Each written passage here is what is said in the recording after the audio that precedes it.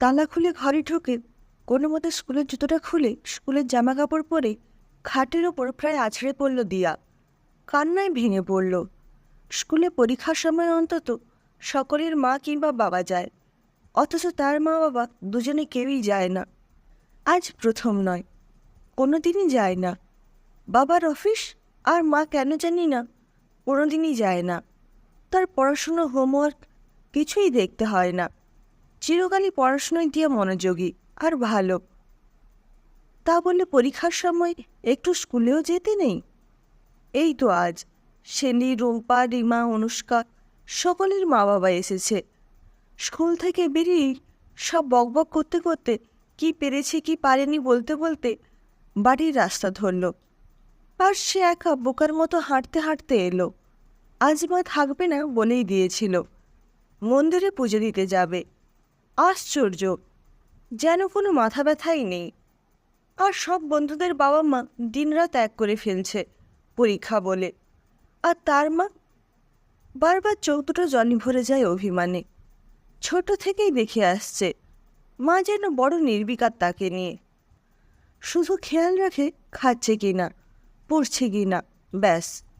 সারাদিন খালি এটা পরিষ্কার ওটা পরিষ্কার, নয়তো রান্নাঘরে রান্না করা আর ঠাকুর ঘরে পুজো করা।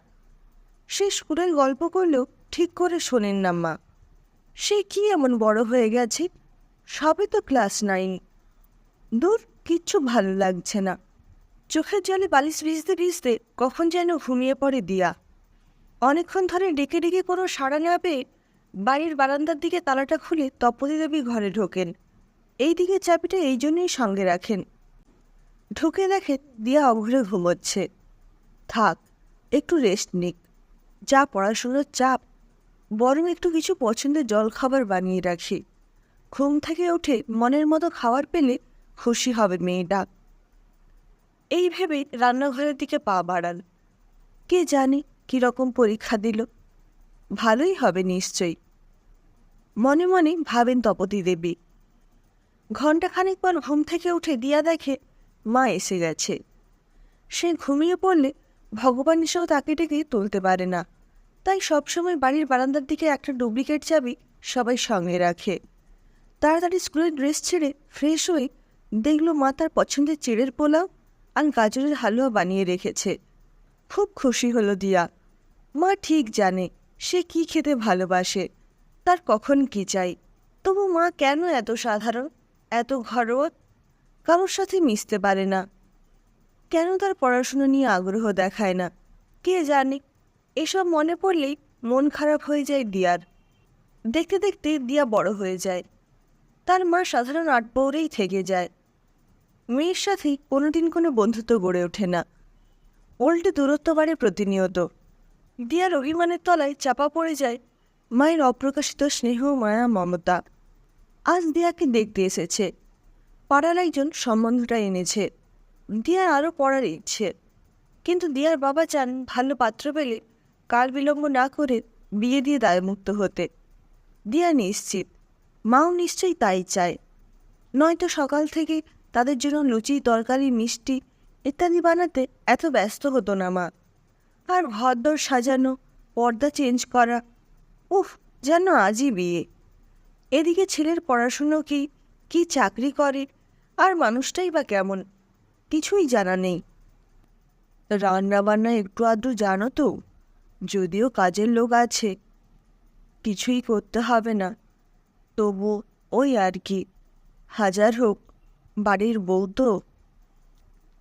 বয়স্কা মহিলা মানে ছেলের মাই বললেন, হ্যাঁ, দিয়া সব পারে, বাকিটুকু বিয়ের আগেই ওর মা শিখিয়ে দেবে, আপনি চিন্তা করবেন না। বাবা বিগলিত হয়ে বললেন। দিয়া অবাক হয়ে দেখছে তার অত্যন্ত উন্নতমস্ত কঠিন বাবা কেমন হাসতে হাসতে মিথ্যে বলছেন বিনম্রতার সঙ্গে। আমাদের এরকম ঘরোয়া শান্ত মেয়েই দরকার। চাকরি করলে ঠিক সন্তান মানুষ হয় না, জানেন তো।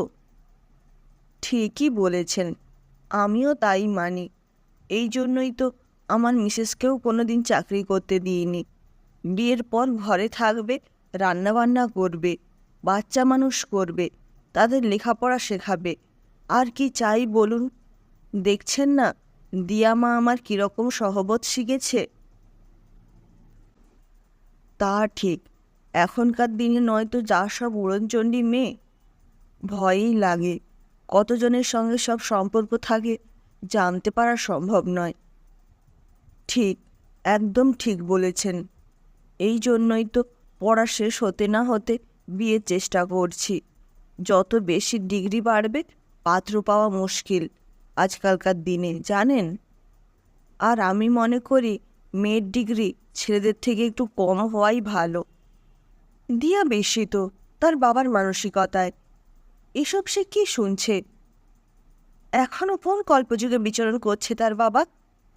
দুই পক্ষের সম্মতিতে দিয়ার মতামতের অস্তিত্বকে অস্বীকার করে তারা বিয়েতে রাজি হয়ে গেলেন। আমার এ বিয়েতে মত নেই, চমকে তাকায় দিয়া আর ঘরের বাকি সবাই। ঘরের মধ্যে উপস্থিত অত্যন্ত সাধারণ এক মহিলার চোখে মুখে দৃঢ়তার ছাপ স্পষ্ট। তোমার কি মাথা খারাপ হয়ে গেল? কি বলছো তুমি জানো? ক্রুদ্ধ দিয়ার বাবা গর্জে ওঠেন।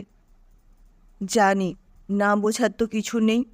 সারা জীবন তোমার দাসী বৃত্তি করেছি মানে এই নয় আমার বোধবুদ্ধিও ভোতা হয়ে গেছে। ভুলে যেও না, আমিও বিয়ের আগে এককালে চাকরি করতাম। আমিও পড়াশোনায় যথেষ্ট ভালো ছিলাম। শুধু তুমি পায়ের তলায় দাবিয়ে রাখবে বলে আমার সব কিছু বিসর্জন দিয়ে আমাকে ঘরের কাজের লোক বানিয়ে এনেছিলে। কিন্তু ভাবলে কি করে একই জিনিস আমি আমার মেয়ের সাথে হতে দেব? দিয়ার গলার কাছে কি যেন একটা দলা পাকিয়ে উঠছে। তপতী দেবী বলে চলেছেন, মেয়েকে আমি নিজের মনের মতো করে মানুষ করেছি। মিথ্যে বলতে শেখাইনি, স্বাবলম্বী করার চেষ্টা করেছি। কোনোদিন এই জন্য আতুপুতু করে মানুষ করিনি যাতে সিদ্ধারাও শক্ত হয়। হয়তো আজ বাবার সম্মানার্থে দিয়া চুপ করে রয়েছে, কিন্তু আমি থাকবো না তা বলে। রান্নাঘরটা শুধুমাত্র মেয়েদের পরিচিতি নয়, আর বাচ্চা উৎপাদন করার যন্ত্র মেয়েরা নয়। একটা বাচ্চা যখন দুজনের সহযোগিতায় পৃথিবীতে আসে তখন তার সব রকম দায়িত্বও দুজনের।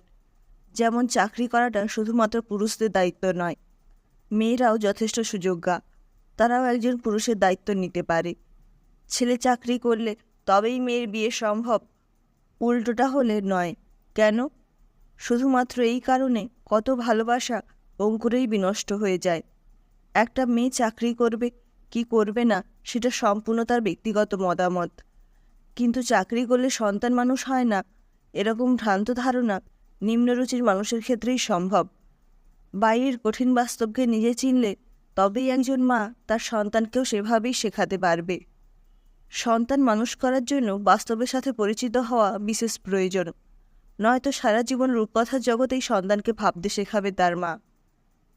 তারপর আপনাদের মতো নিম্ন মানসিকতার পরিবারে বিয়ে দিয়ে বাস্তবের খাদে ফেলে দেবে নিজের সন্তানকে। ঠিক যেমন আমার স্বাধীনতা খর্ব করে আমাকে সংসারে জাতাকলে ফেলে দেওয়া হয়েছিল, কিন্তু আমার মেয়ের ক্ষেত্রে সেটা হতে দেব না। আমি ওকে কোনো বাড়ির কাজের লোক করে নিয়ে যাওয়ার অনুমতি কাউকেই দেব না। আমার দিয়া কোনো বাড়ির শোকেশে সাজিয়ে রাখার প্রাণহীন জিনিস হয়ে থাকবে না। তাই আপনারা আসতে পারেন, দরজা ওই দিকে। দিয়ার অভিমানের পাহাড় গলে চোখ দিয়ে অযোধ্যারায় ঝরে পড়ছে। খুব ইচ্ছে করছে দৌড়ে গিয়ে জড়িয়ে ধরে তার অতি সাধারণ আটপৌরে মাকে। বন্ধুরা, গল্প শেষে একটা ছোট্ট অনুরোধ, যদি গল্পটা ভালো লেগে থাকে তাহলে প্লিজ চ্যানেলটা সাবস্ক্রাইব করে দিন। উৎসাহ পাবে এড়িয়ে চলার, যা আপনাদের সহযোগিতা ছাড়া সম্ভব নয়। আজ তবে আসি, দেখা হচ্ছে পরের গল্পে। ততক্ষণ ভালো থাকবেন, সুস্থ থাকবেন, টাটা।